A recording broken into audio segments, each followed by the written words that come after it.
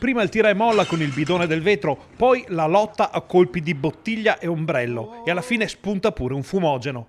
Accade anche questo nella notte bassanese, animata da un violento alterco fra due uomini che ha tirato giù dal letto parecchi residenti del centro storico. Il parapiglia è andato in scena in via Verci nella notte fra lunedì e martedì, in un orario in cui, in teoria, ci dovrebbe essere ancora parecchia gente in giro nel salotto buono cittadino.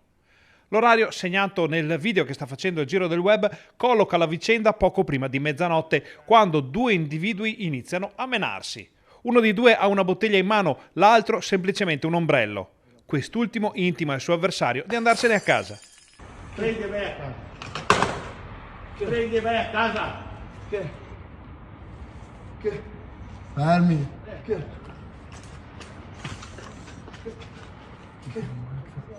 Vai a casa. Vai a tu.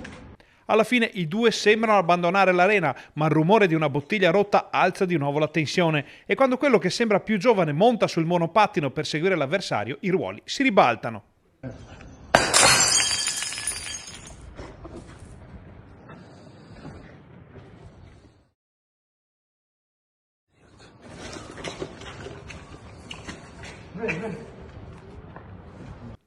All'improvviso la follia.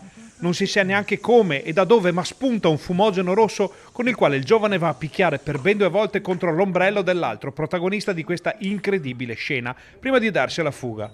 Nessuno sa come sia andata a finire, ma quello che emerge dal video è che di notte il centro di Bassano è terra di nessuno.